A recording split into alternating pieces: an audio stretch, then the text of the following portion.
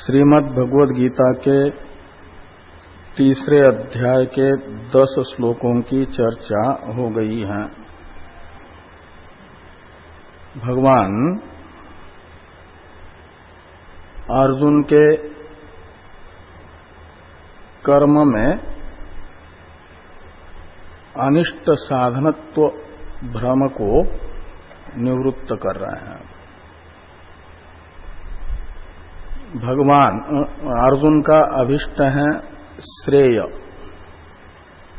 श्रेयोर्थी है अर्जुन, और देख रहा है श्रेय साधनत्व ज्ञान में, और कर्म को बंधन का हेतु देख रहा है। तो भगवान ने कर्म में भी परंपराया अधिकारी विशेष के लिए श्रेय साधनत्व बताया।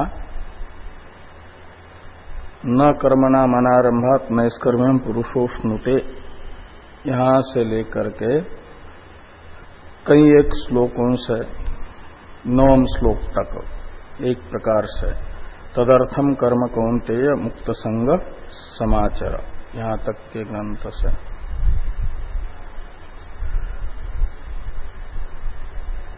कर्म बंधन का हेतु है, लेकिन कर्म मात्र नहीं, कर्म विशेष। जो निषिद्ध कर्म और सकाम कर्म है वही बंधन का हेतु है, और ईश्वर प्राप्ति के उद्देश्य से किया जाने वाला कर्म बंधन का हेतु नहीं है। इसे भगवान ने यज्ञार्थात कर्मणो नेत्र लोकोयम कर्म बंधन इत्यादि ग्रंथ से कहा। तो जो बंधन का हेतु नहीं है, यज्ञार्थ कर्म, उसका श्रेय प्राप्ति के लिए जरूर अनुष्ठान करना चाहिए। लौकिक फलाशक्ति से रहित होकर के, इसे 9वें श्लोक के उत्तरार्ध में कह दिया, तदर्थम कर्म कौन्तेय मुक्त संग समाचर। इसलिए श्रेय प्राप्ति काम भी यदि कर्म निवर्त्य दोष से दूषित चित्त वाला है तो उसका कर्तव्य कर्म ही है, ये बताया गया। इसी अधिकारी विशेष को कर्म अवश्य करना चाहिए। अर्थ का संपोषक अन्य हेतु भी सह यज्ञा प्रजा सृष्ट्वा पुरोवाच प्रजापति इत्यादि श्लोकों से बताया जा रहा है। प्रजापति ब्रह्मा जी ने जब सृष्टि के प्रारंभ में प्रजा को बनाया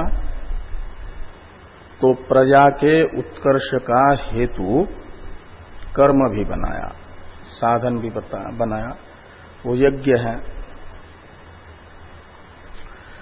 तो सह यज्ञा यानी उनके कल्याण का साधनभूत यज्ञ शब्दित कर्म, और कर्म सहित प्रजा को बनाया, और कहा कि ये जो यज्ञ है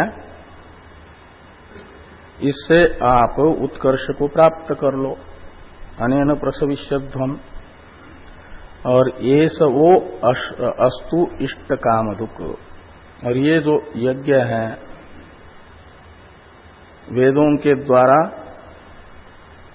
प्रतिपादित साधन, वह आपके अभिष्ट फल को प्रदान करने वाला आपको सिद्ध हो, ऐसा आशीर्वाद भी दिया। ये सो अस्तु इष्ट काम दुख। इससे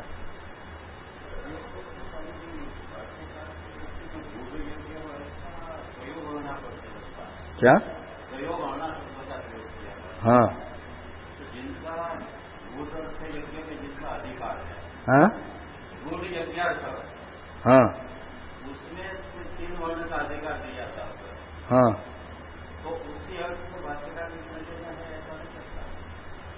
वही वैदिक हाँ कर्म लेते हैं हम, हाँ यज्ञ का तो यज्ञ भी कर्म है। यज्ञ कर्म है, जो अग्निहोत्रादि वर्णाश्रम विहित कर्म है, हाँ उसको यज्ञ शब्द से लेना है। वो वैदिक जो वर्णाश्रम विहित कर्म है वह प्रत्येक वर्णी का वेद ने अलग अलग कर्म बताया, वो सब कर्म लेना यज्ञ शब्द से। तो तत्तद वर्ण विहित जो कर्म है उस कर्म का अनुष्ठान करो।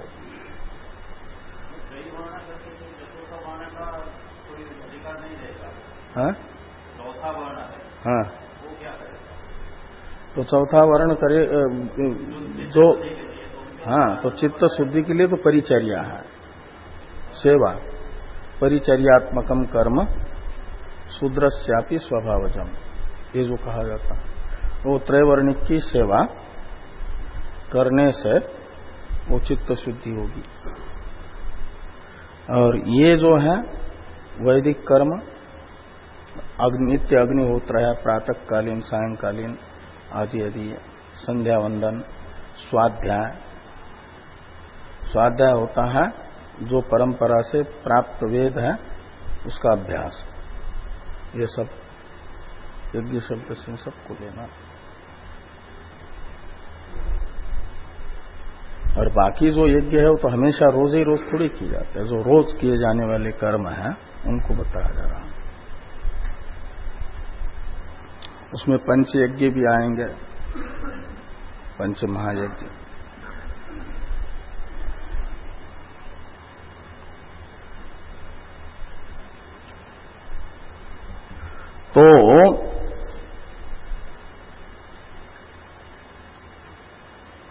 तो प्रजापति की आज्ञा भी मनुष्यों के लिए यही है कर्म करने की। ये एक प्रकार से मनुष्य के उत्कर्ष का हेतु प्रजापति कर्म को ही बता रहे हैं। इसलिए कर्म अवश्य कर्तव्य है, ये अर्थ निकलता है। आगे है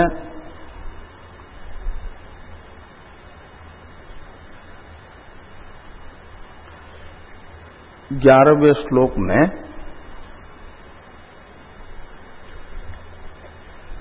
ये कहा गया कि 10वें श्लोक के अंतिम पाद के द्वारा कि ये यज्ञ आपके अभिष्ट को प्रदान करने वाला हो, अभिष्ट फल आपको प्रदान करने वाला हो। तो आकांक्षा हुई कि यज्ञ से अभिष्ट फल की प्राप्ति कैसे होती है। तो यही आकांक्षा बताई गई, कथम, यानी कैसे यज्ञ अभिष्ट फल का प्रदायक है, ये कथम शब्द से कहा गया। तो बताया जा रहा है एक प्रकार से कि इस प्रकार वह श्रेय प्राप्ति का साधन बन जाता है। यज्ञ शब्दित कर्तव्य कर्म। तो 11वें श्लोक का उच्चारण कर लें। देवान् भावयतानेन ते देवा भावयन्तु वः परस्परं भावयन्त श्रेयः परमवाप्स्यथ।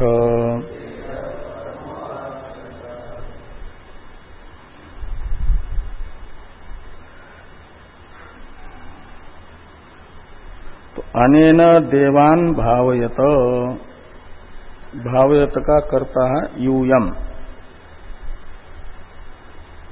तो अनेन यज्ञेन, ये जो यज्ञ शब्दित अपना अपना कर्तव्य है। उससे क्या करो तो देवान भावयत,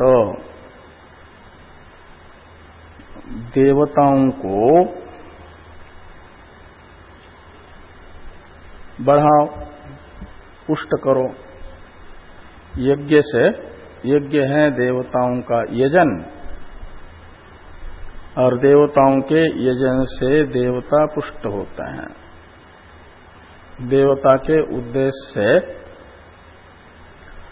देवताओं का मुख स्थानीय जो अग्नि है उसमें यदि आहुति प्रदान करते हैं तो वह सूक्ष्म रूप धारण करके देवता को प्राप्त होती है और उसी से देवता पुष्ट होती है। तो इस अभिप्राय से कह रहे हैं भगवान कि अनेन प्रजापति ने प्रजा को कहा कि अनेन यज्ञेन देवान भावयत, इस यज्ञ से देवताओं की वृद्धि करो। देवताओं की वृद्धि का साधन यज्ञ है। तो जब इस यज्ञ से देवता वृद्धिंगत हो जाएंगे, वृद्धि को प्राप्त होंगे, तो संतुष्ट हो जाएंगे आप पर, और वे भी देवताओं को संतुष्ट करने वाले आपको संतुष्ट करेंगे आपके अभिष्ट को प्रदान करके। इस अभिप्राय से कहते हैं कि ते देवा वह भावयन्तु। आप ते देवा से लेना, आपसे संपूजित दो देवता है, आपसे पूजी गई देवता, आपसे वृद्धि को प्राप्त हुई देवता, वह यानी युष्मभ्यम या युष्मान भावयन्तु। तो वे देवता भी आपसे संतुष्ट हुई आपको बढ़ाए, आपके उत्कर्ष में सहायक बने, आपके उत्कर्ष का हेतु बने।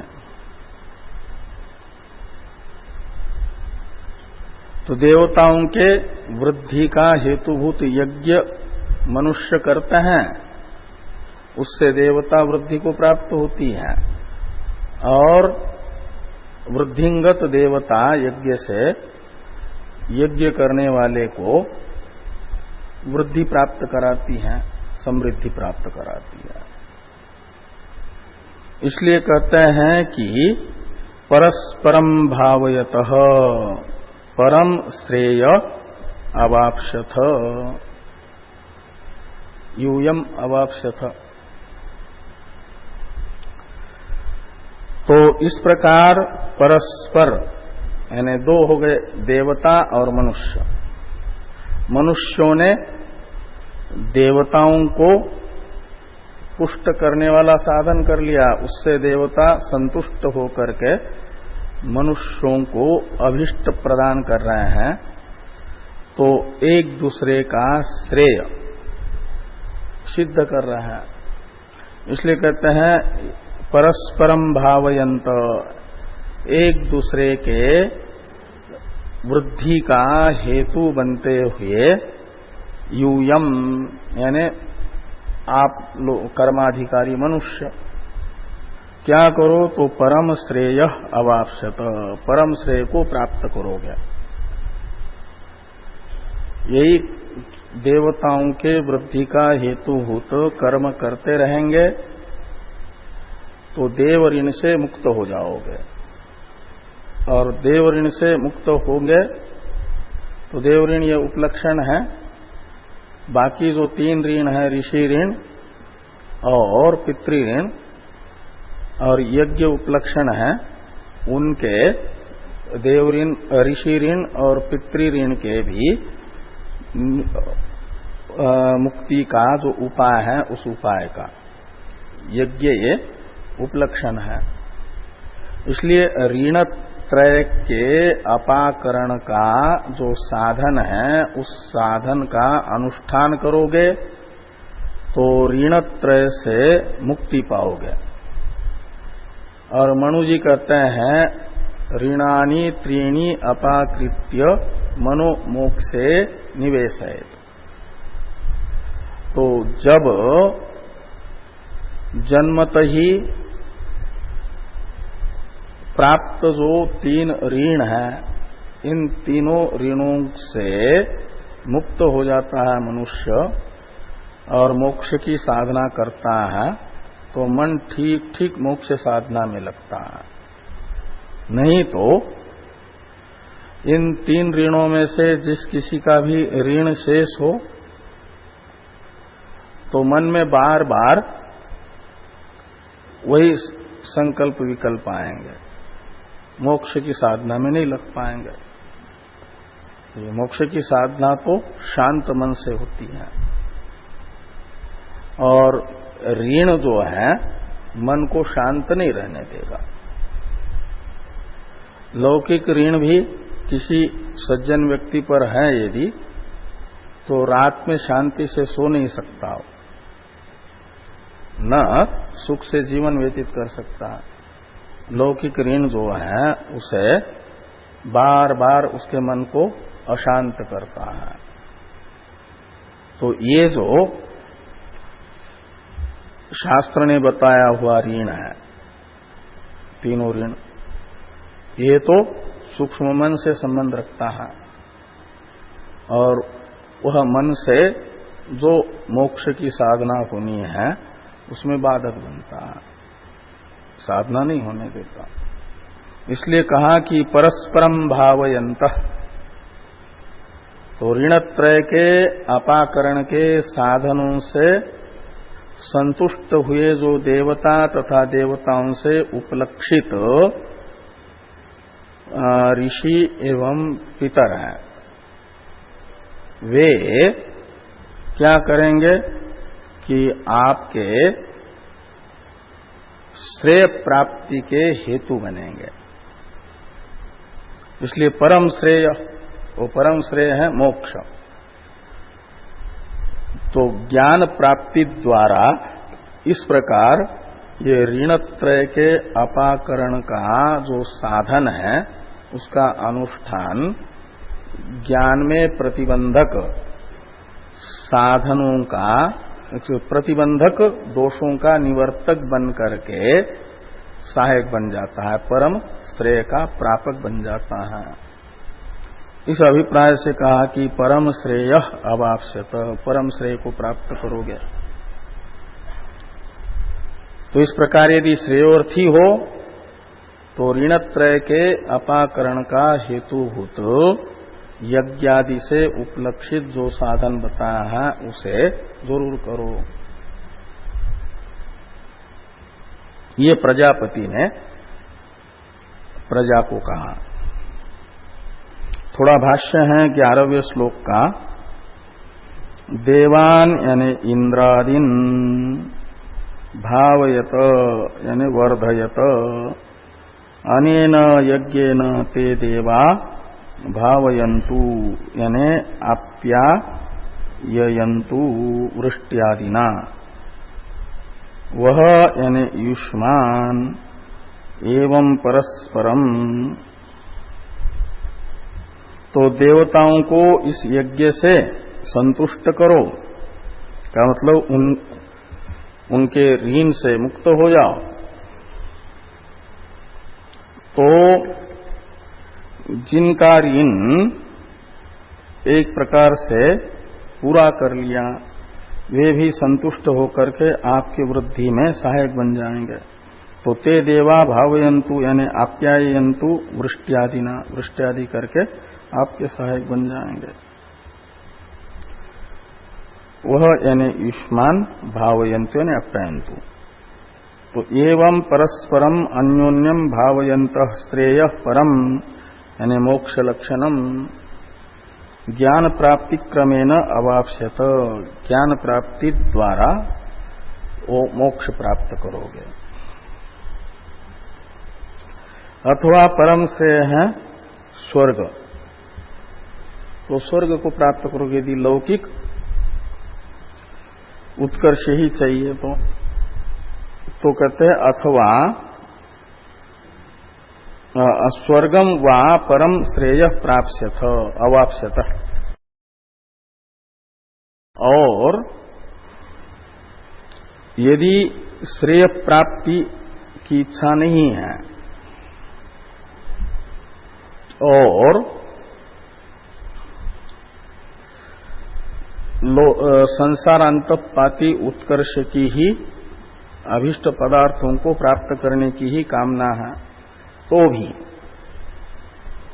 इन्हीं साधनों का जरूर अनुष्ठान करना है। इसे किंच इत्यादि से कहा जा रहा है।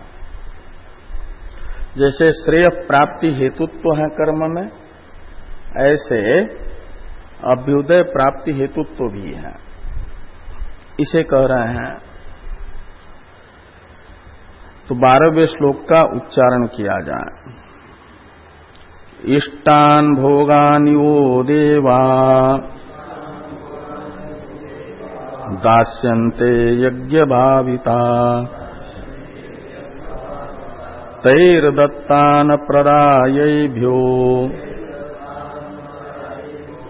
यो भुंक्ते स्तेन एव सः।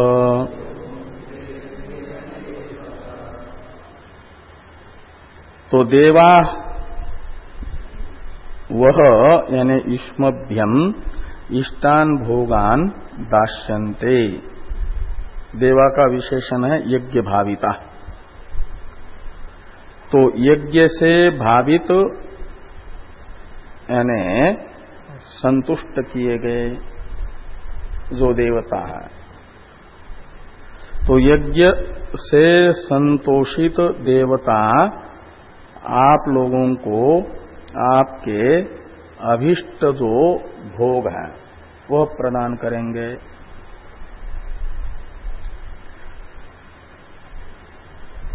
तो देवताओं के द्वारा प्रदत्त जो भोग है, मनुष्य का कर्तव्य बनता है कि वह देवताओं को समर्पित करके फिर देवताओं का प्रसाद उसे बना करके ग्रहण कर लें। और यदि ऐसा नहीं करता, देवताओं के द्वारा प्रदत्त भोगों को केवल अपने इंद्रियों की रुचि की पूर्ति के लिए मात्र प्रयोग में लाता है, तो उसे कह रहे हैं कि वह चोर के तरह चोर है। तै उत्तरार्ध में तैहि दत्तान येभ्यः अप्रदाय यो भुंक्ते स स्तेन एव। तो तैहि दत्तान यानी यज्ञ से भावित देवताओं के द्वारा प्रदत्त जो इष्ट भोग है, पदार्थ है, उन्हें देवताओं को निवेदित किए बिना, यानी बिना भोग लगाए ही, यह भुंक्ते केवल रसन इंद्रियादि की पूर्ति के लिए मात्र स्वयं खाता रहता है, तो स स्तेन एव, वह देवताओं के धन का अपहारी है, चोर है। देवताओं ने प्रदान की हुई वस्तुओं को देवताओं को निवेदित करके न भोगना एक प्रकार से देवताओं की चोरी करना है।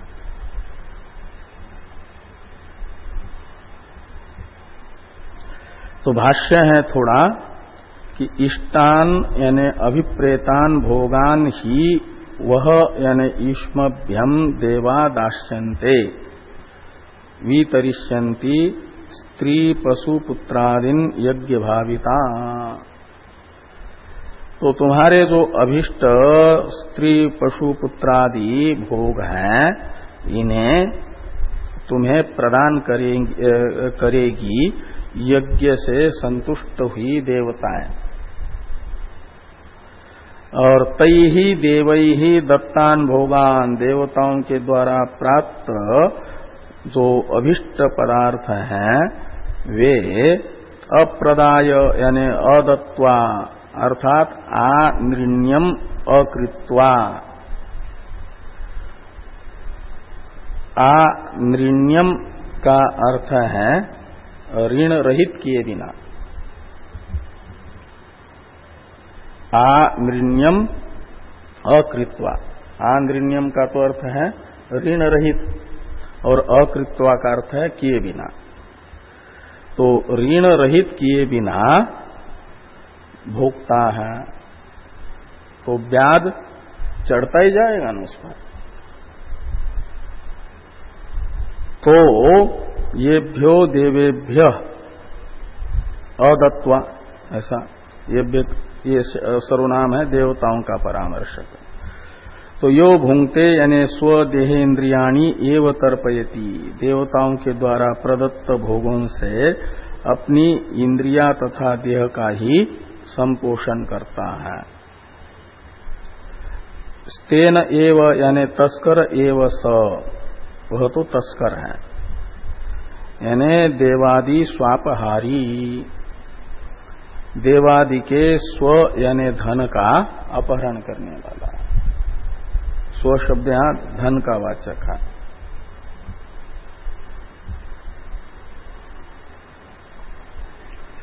आगे हैं ऐसे लोगों का वर्णन कर रहे हैं जो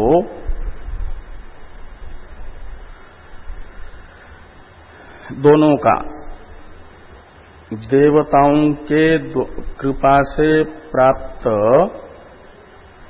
जो पदार्थ हैं उनसे अपने कर्तव्य का ठीक से निर्वहन करने के बाद जो देवताओं के प्रसाद स्वरूप शरीर को चलाने के लिए भोग ग्रहण करता है,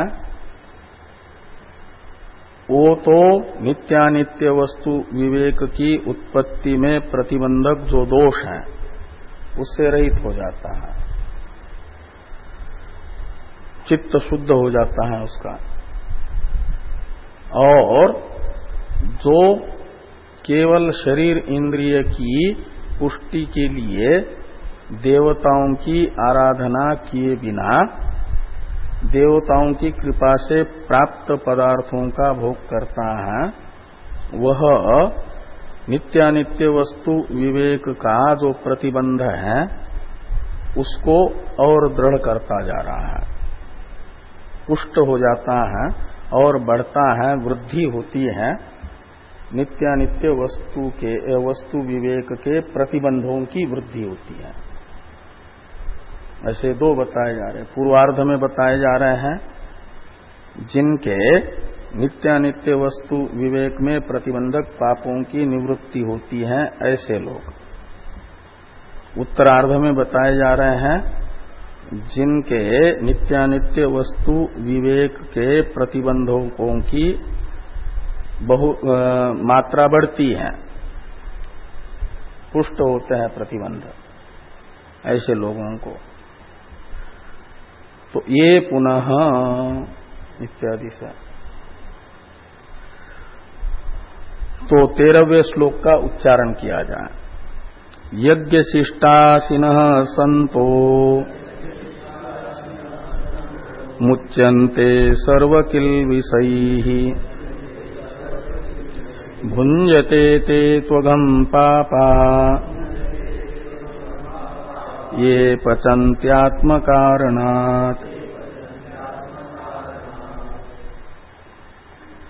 तो यज्ञ शिष्टासिनः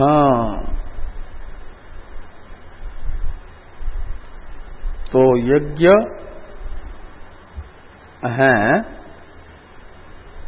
देवताओं को संतुष्ट करने का साधन, पितरों को संतुष्ट करने का साधन पितृयज्ञ, और ऋषि यज्ञ स्वाध्याय। तो ये इन यज्ञों में देवताओं के प्रसाद स्वरूप प्राप्त जो संसाधन है उनका उपयोग कर रहा है यज्ञ का निर्वर्तन करने के लिए। और यज्ञ निर्वर्तन से अवशिष्ट जो भोग है उसे कहा जाता है यज्ञ शिष्ट।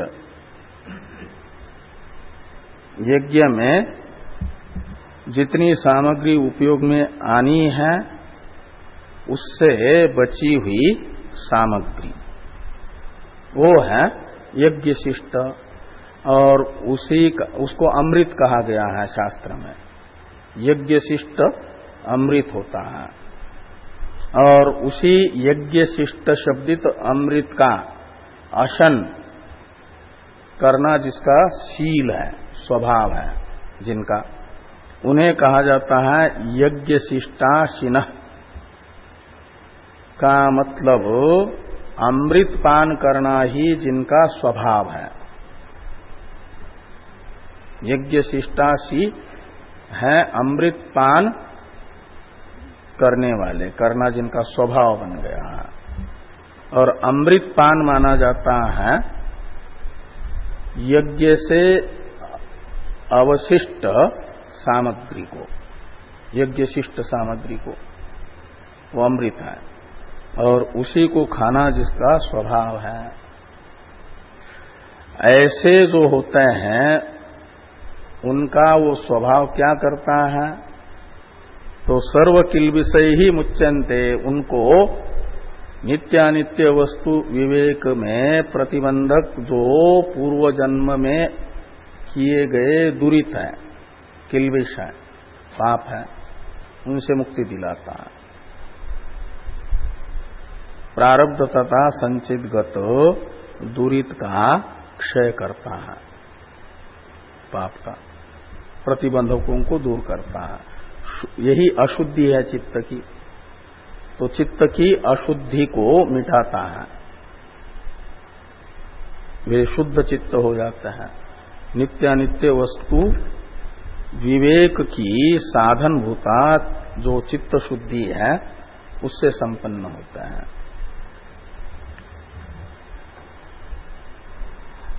और इनसे विपरीत है दूसरे, ये आत्म कारणात् पचंती, जो पूर्वार्ध में कहे गए हैं वे भी भोजन बनाते हैं, और उत्तरार्ध में जो कहा जा रहा है वे भी पचा रहे हैं, यानी भोजन पका रहे हैं। पचंती यानी उनके घर में भी भोजन बनता है, लेकिन उनके घर में भोजन बनता है अतिथियों के लिए, अतिथि देवो भव, और देवताओं को भोग लगाने के लिए, और गोग्रास आदि इन सब चीजों के लिए, और उनसे बचा हुआ वो सब करके बचा हुआ वो यज्ञ शिष्ट है। और उस यज्ञ शिष्ट का स्वयं फिर प्रसाद स्वरूप ग्रहण करने के लिए वो भोजन बन रहा है। पूर्वार्ध में जिनकी चर्चा हुई यज्ञ शिष्टाशी करके उनके घर में, और उत्तरार्ध में है वे भी भोजन बना रहे हैं, ये पचंती। लेकिन किसके लिए, तो कहते हैं आत्म कारणात्। यहां आत्मा है कार्यक्रम संघात, और कार्यक्रम संघात को पुष्ट करने के लिए न तो अतिथि देव है न तो इंद्रादि देव है, न तो वेदों ने बताए हुए जो पंचदेव हैं उन पंचदेवों को भोग लगाने के लिए भी नहीं, अतिथि देवताओं को संतुष्ट करने के लिए भी नहीं, पशु यज्ञ संपन्न करने के लिए यानी गोग्रास आदि के लिए भी नहीं, लेकिन केवल अपने कार्यक्रम संघात की पुष्टि के लिए, रुचि की पूर्ति के लिए जो भोजन बना रहे हैं। कहते हैं ते भुंजते, वे खा रहे हैं। दिख तो रहा है कि अन्न खा रहे हैं, लेकिन भगवान कहते वे अन्न नहीं खा रहे हैं। अघम भुंजते, ते तु अघम भुंजते, वे तो पाप खा रहे हैं, ऐसा कह रहे हैं। देवताओं के द्वारा प्राप्त है भोग उनको, और वो देवताओं को निवेदित किए बिना स्वयं खा रहे हैं, तो देवताओं की चोरी कर रहे हैं। पहले कहा ना, स्तेन एव स, देवतादि स्वापहारी है, देवतादि के धन का अपहरण कर रहे हैं। तो देवतादि, तो जो चोरी का धन है और उससे प्राप्त आहार है, वो दिखता तो आहार है, लेकिन शास्त्र की दृष्टि में वो पाप ही है। इसलिए कहते हैं अघम भुंजते, ते अघम भुंजते। और स्वयं कैसे है तो पापा, पाप शब्द से मत्वर्थीय अच प्रत्यय होकर के पाप शब्द बना, तो पापा का अर्थ है पापिना। तो स्वयं भी पापी है, चोर है, तो चोरी तो पाप है, तो स्वयं पापी है और पाप ही खा रहे हैं। तो पहले से ही पापी हैं और पाप खाएंगे तो और पाप बढ़ेगा ही, और पाप ही है अंतःकरण की अशुद्धि। तो अंतःकरण की अशुद्धि और बढ़ेगी, पुष्ट होगी। तो नित्यानित्य वस्तु विवेक वहां अंकुरित नहीं हो पाएगा ऐसे अंतःकरण में।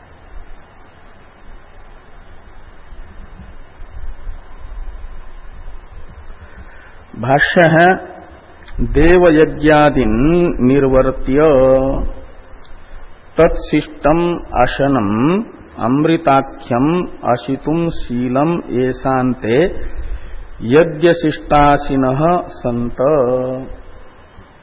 तो यज्ञशिष्टाशिनः पद की व्याख्या है ते, यहां तक येषान्ते, यहां तक वो विग्रह है।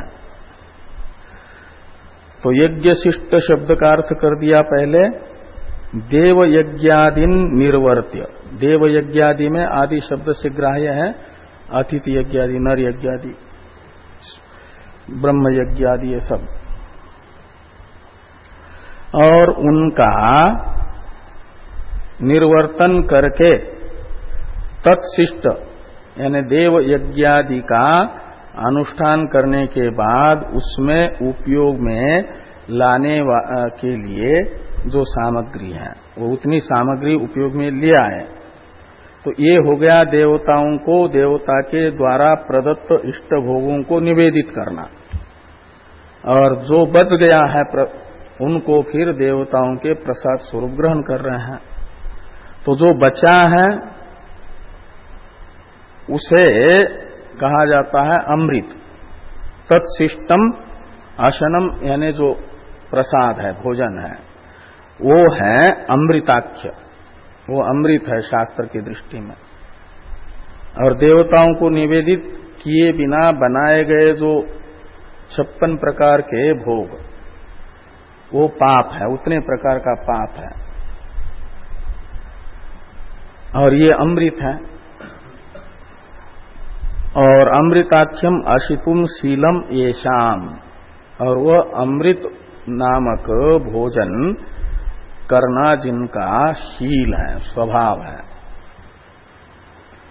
वे हैं यज्ञशिष्टाशिनः।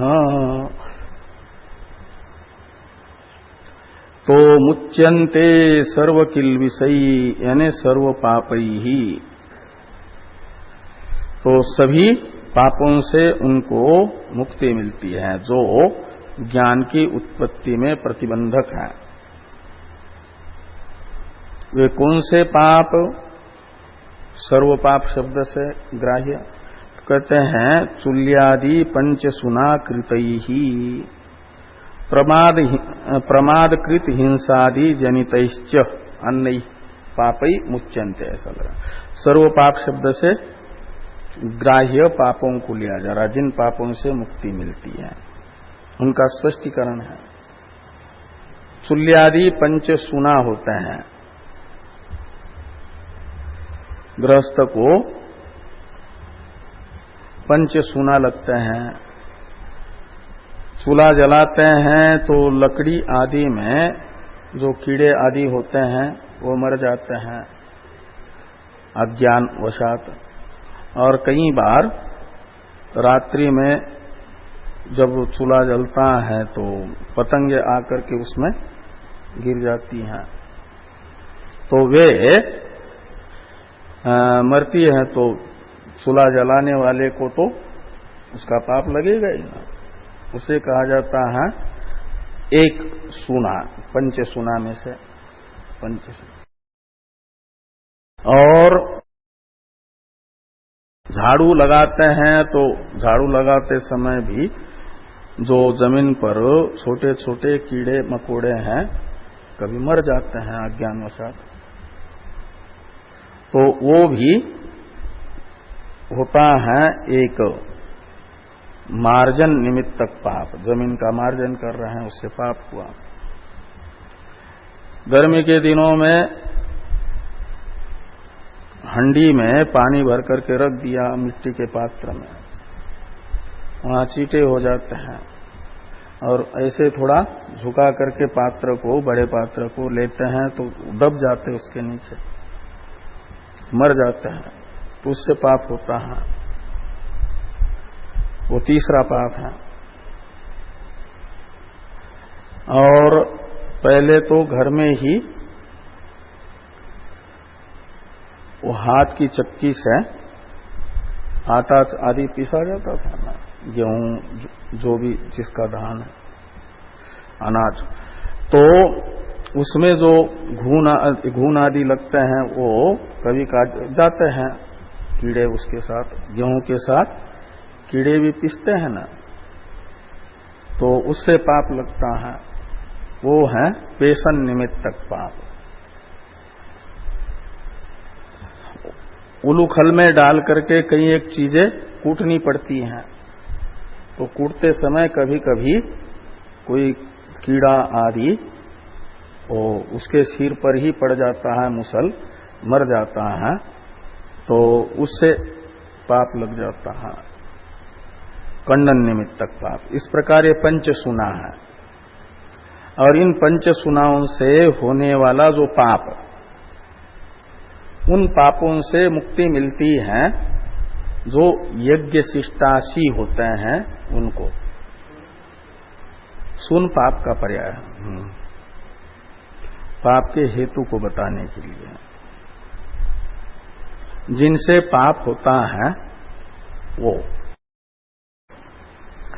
और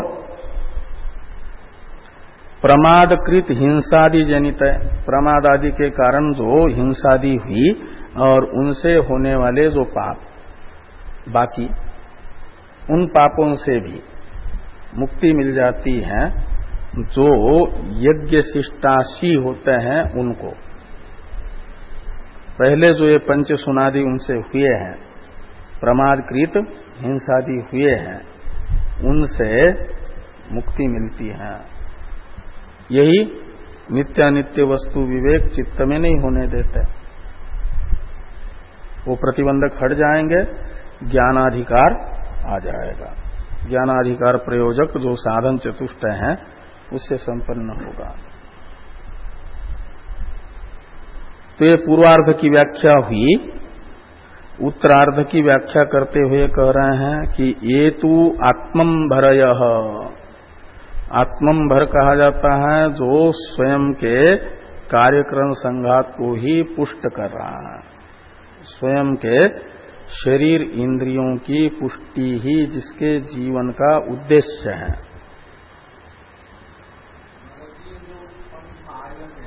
हाँ, नहीं, गृहस्थ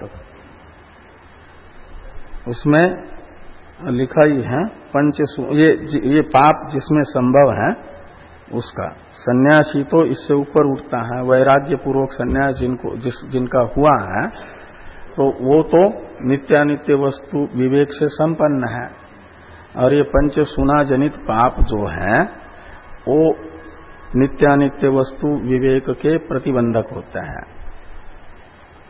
वो जब तक रहेंगे तब तक संसारासक्ति रहती है।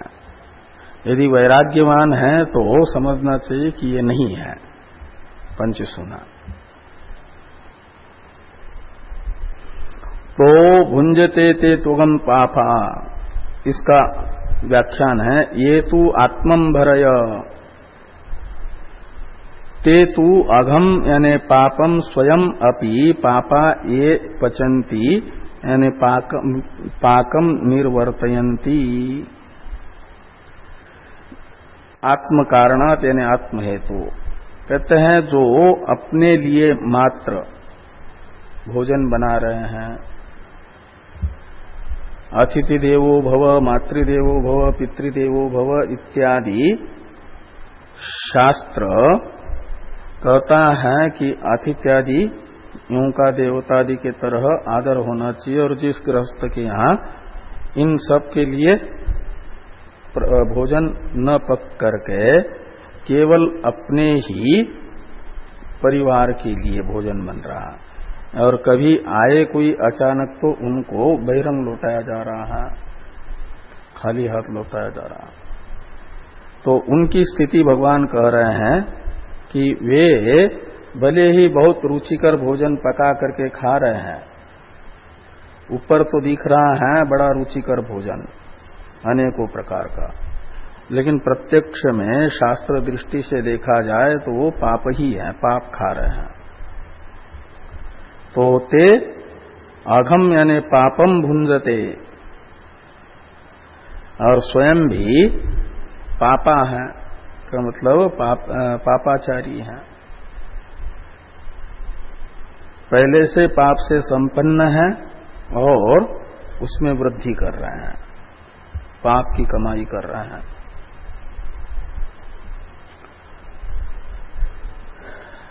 तो इस हेतु से भी एक प्रकार से निश्चित हुआ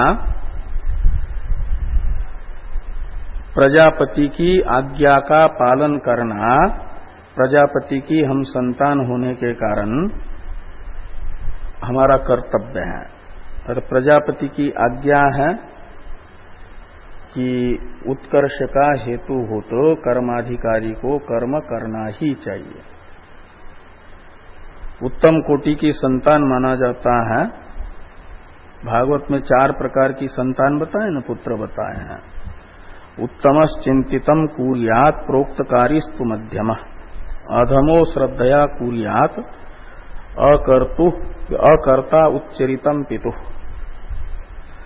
तो कहते हैं 4 प्रकार के पुत्रों में से उत्तम कोटि का पुत्र वो है जो अपने माता पिता के मन में आई हुई बात को बिना उनकी आज्ञा के करता है, स्वयं वैसा परिवर्तन करता है अपने आप में कि हमारे माता पिता चाहते हैं ऐसा हमारा बच्चा हो, ऐसा ऐसा करे, ऐसा ऐसा न करे, और बिना कहे समझ लिया माता पिता का भाव वैसा ही कर रहा है, और जैसा नहीं चाहते वैसा नहीं कर रहा है। उत्तम कोटि का पुत्र है। राम जी को दशरथ ने मुख से कहा नहीं, किसी अन्य से ज्ञात हुआ, लेकिन निषेध भी नहीं किया उन्होंने दशरथ ने, तो समझ लिया कि वो प्रेमवशात नहीं कहना चाहते, लेकिन यही चाहते कि मैं वर्ग करूं, वैसा ही किया। उत्तम कोटि के पुत्र है। मध्यम होता है, नहीं समझ में आए भाव तो कह देते हैं माता पिता, तो उनकी बात को बहुत श्रद्धा से ले करके वैसा ही अपनाते हैं, वैसा ही करते हैं। तो प्रोक्तकारिस्तु मध्यम, वो मध्यम कोटि का पुत्र है। और तृतीय कोटि का होता है अधम कोटि का, अधमो अश्रद्धया कुर्यात्। माता पिता कह रहे हैं और उनकी आज्ञा का पालन नहीं करेंगे तो लोग क्या कहेंगे, इसलिए लोक लज्जा से माता पिता की बात को मान करके वैसा करता है, वो तीसरी कोटि का माना जाता है अधम। और चौथा है वो तो माता पिता का एक प्रकार से मलमूत्र मात्र है, अकर्ता उच्चरितम पितु, उच्चरित करते हैं मलमूत्र को। तो हम भी प्रजापति की संतान हैं हम लोग, और प्रजापति ने कहा है अनेन प्रसविष्यध्वम एसो तुष्ट कामधुक।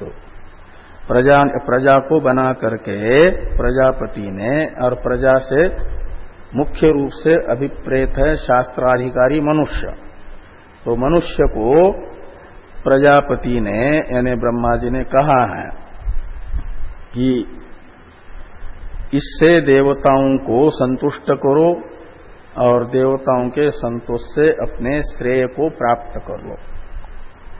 ये प्रजापति की आज्ञा है।